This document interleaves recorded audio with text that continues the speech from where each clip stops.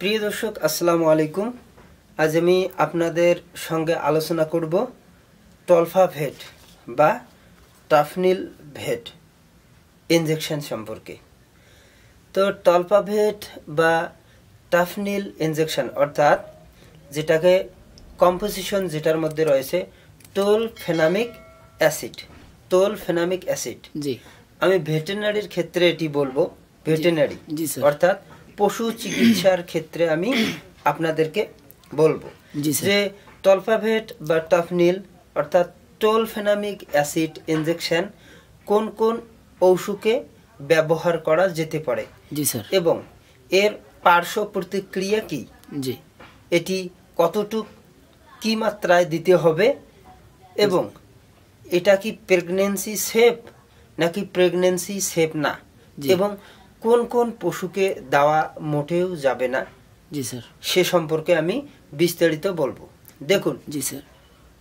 টাফনিল অর্থাৎ টোলফেনামিক অ্যাসিড একটি antipyretic অ্যালার্জেসিক injection. জি, জি, antipyretic injection, জি, ঠিক আছে। জি স্যার। এই ইনজেকশনটি সাধারণত আপনারা দিতে পারবেন যেটা গরুর যদি কোনো সময় ব্যথা হয়ে যায়, ব্যথা বা জ্বরের ক্ষেত্রে সব থেকে ভালো প্রযোজ্য। এখন আপনারা সব থেকে টাফনিল বা টোলফেনামিক অ্যাসিড অর্থাৎ টোলফেনামিক অ্যাসিড যে রয়েছে এই ইনজেকশনটি কোন কোন জায়গায় ব্যবহার করবেন। জি স্যার। দেখুন, বিশেষ করে যদি গরুর জ্বর আসে, দীর্ঘমেয়াদী জ্বর থাকে, তাহলেও আপনারা টাফনিল ইনজেকশন ইউজ করতে পারবেন। যদি নিউমোনিয়া হয়, জি স্যার। জি, নিউমোনিয়া যদি হয়ে থাকে তাহলেও টাফনিল ইনজেকশন বা টলফেনামিক অ্যাসিড বা টলফাভেট ইনজেকশন আপনারা ইউজ করতে পারবেন। আমি আপনাদেরকে দেখাইতেছি। দেখুন, টলফেনামিক অ্যাসিড, দেখুন, ঠিক আছে। যদি নিউমোনিয়া হয় তাহলে একদম রেজাল্ট ভালো আসবে, আপনারা ইউজ করতে পারবেন। এটা রিপিট ডোজ 48 ঘন্টা পর আপনারা দিতে পারেন, রিপিট ডোজ। জি স্যার। ঠিক আছে। জি, এখন যদি গরুটি বা পশু অর্থাৎ গরু, ছাগল, ভেড়া, যদি পশুটির দেখেন যে গরুর কোনো সময় টোনরা বা গলা ফুলে যায়, হ্যাঁ, হ্যাঁ। ফুলে যাওয়ার কারণে প্রচণ্ড ব্যথা হয়, জি স্যার। সেক্ষেত্রেও আপনারা টলফেনামিক অ্যাসিড ইনজেকশন ইউজ করতে পারবেন, খুবই ভালো রেজাল্ট। জি স্যার। ঠিক আছে।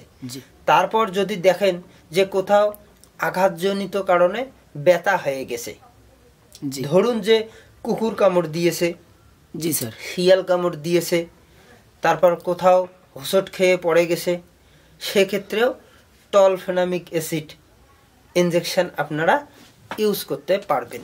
জি স্যার। ব্যথানাশক এবং জ্বরের ক্ষেত্রে ভালো প্রযোজ্য টলফেনামিক অ্যাসিড ইনজেকশন।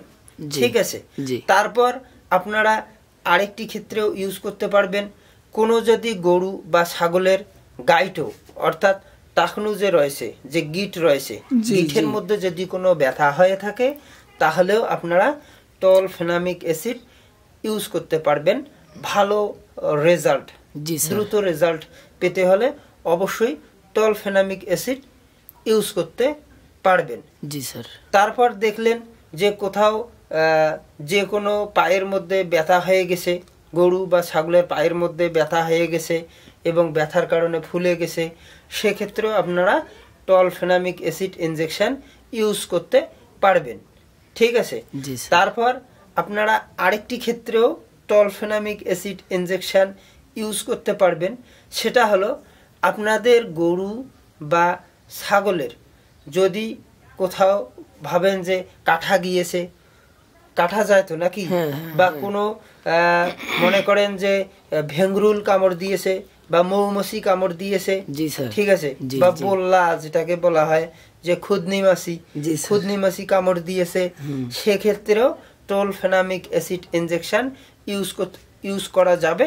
খুবই ভালো রেজাল্ট, একদমই দ্রুত রেজাল্ট পাবেন। জি স্যার। ঠিক আছে। জি, আমি নিজেই প্র্যাকটিশনার, নিজেই প্র্যাকটিস করি, দেখি যে এই ইনজেকশনের খুবই গুণগত মান খুবই ভালো। জি স্যার। তবে একটা জিনিস আপনাদেরকে না বললেই নয়, সতর্কতা, যদি দেখেন যে গরুর লিভারের সমস্যা রয়েছে ঠিক আছে, লিভারের সমস্যা রয়েছে, কমজোরি রয়েছে, মনে করেন লিভারের সমস্যা বা কৃমিজনিত কারণে লিভারের সমস্যা রয়েছে, তাহলে কোনো মতেই টোলফেনামিক অ্যাসিড ইনজেকশন দেওয়া যাবে না, তাহলে কিন্তু ক্ষতি হতে পারে। ঠিক আছে, আর এটা সাধারণত পার্শ্ব প্রতিক্রিয়া হলো ডায়রিয়া বা বমি বমি ভাবও হতে পারে এই ইনজেকশন দেওয়ার কারণে। তবে বিশেষ ক্ষেত্রে হয় না, তবে আপনাদের সতর্ক রাখতে হবে, যদি কোনো লিভারের এফেক্ট থাকে তাহলে অবশ্যই টোলফেনামিক অ্যাসিড ইনজেকশন দেওয়া যাবে না। ঠিক আছে, তো এটা অ্যাকচুয়ালি ব্যথানাশক ইনজেকশন হিসেবে খুবই ভালো কাজ করে, গুণগত মান খুবই ভালো, টোলফেনামিক অ্যাসিড গুণগত মান খুবই ভালো। জি স্যার। তো এখন জেনে আসা যাক যে এই ইনজেকশনটি প্রেগন্যান্সি সেফ কিনা। আচ্ছা, দেখুন, অ্যাকচুয়ালি টোলফেনামিক অ্যাসিড ইনজেকশন, জি স্যার, একেবারে গর্ভ অবস্থায় সম্পূর্ণ নিরাপদ। গর্ভ অবস্থায়, হ্যাঁ ঠিকই শুনেছেন, গর্ভ অবস্থায় একেবারে নিরাপদ। গর্ভ যদি গরু গাভিন থাকে বা ছাগল গাভিন থাকে তাহলে আপনারা হামেশাই টোলফেনামিক অ্যাসিড ইনজেকশন ইউজ করতে পারবেন, তাহলে কোনো সমস্যাই হবে না। ঠিক আছে, জি স্যার। তো আরেকটা জিনিস, যে এই টোলফেনামিক অ্যাসিড যে আমরা দিব এর মাত্রা কতটুকু, অর্থাৎ কতটুকু দিতে হবে। দেখুন, 20 কেজি দৈহিক ওজন, অর্থাৎ 20 কেজি ওজনে আপনারা 1 ml, 20 কেজি ওজনে 1 ml বা 1 মিলি করে দেওয়া যেতে পারে। জি স্যার। প্রয়োজন অনুযায়ী কিছুটা আপনারা বাড়াতে পারেন, তবে যেটা একদমই প্রযোজ্য যে 20 কেজি, যদি আপনাদের গাভীটি মোটামুটি 100 কেজি অর্থাৎ 100 কেজি বডি ওয়েট হয় বা 100 কেজি বডি ওয়েটে হয়, সেক্ষেত্রে আপনারা 5 ml দিয়ে দিলেন। এখন জেনে আসা যাক, যদি ছাগল তো কোনো সময় বড় হয় ছোট হয়, যদি 10 কেজি থাকে ছাগলের গড় ওজন 10 কেজি যদি থাকে তাহলে আমরা কতটুকু দেব। যদি ছাগলের ওজন 10 কেজি হয়ে থাকে তাহলে আপনারা 0.5 ml অর্থাৎ 1 ml এর থেকেও অর্ধেক দিতে হবে। ঠিক আছে, যদি 15-20 কেজি হয় তাহলে আপনারা 1 ml দিবেন, কোনো সমস্যা নেই। এখন আপনাদেরকে বললাম যে এটার পার্শ্ব প্রতিক্রিয়াও বলে দিলাম, আর এটি ডোজিংও বলে দিলাম, 20 কেজিতে 1 ml। ঠিক আছে, এবং এটি প্রেগন্যান্সি সেফ কিনা সে বিষয়ে আমি ক্লিয়ার করলাম। ঠিক আছে, বিশেষ করে যেরকম আপনারা আরেকটি জিনিস দিতে পারেন, যেমন মাস্টাইটিস যদি হয়, মাস্টাইটিসের কারণে পালানকি ফুলে যায়, তারপর কি ব্যথা হয়, ব্যথা অনুভব হয়, হয় কিনা? তো যদি ব্যথা অনুভব হয় তাহলে আপনারা সেখানে অবশ্যই টোলফেনামিক অ্যাসিড দিলেও ভালো কাজ করবে। যদি ম্যাস্টাইটিস হয়, অর্থাৎ জরায়ুর ভিতরে যদি কোনো ইনফেকশন জনিত কারণেও সমস্যা হয় বা ব্যথা অনুভব হয়, সেক্ষেত্রেও ম্যাস্টাইটিসের কারণে আপনারা টোলফেনামিক অ্যাসিড ব্যবহার করতে পারবেন।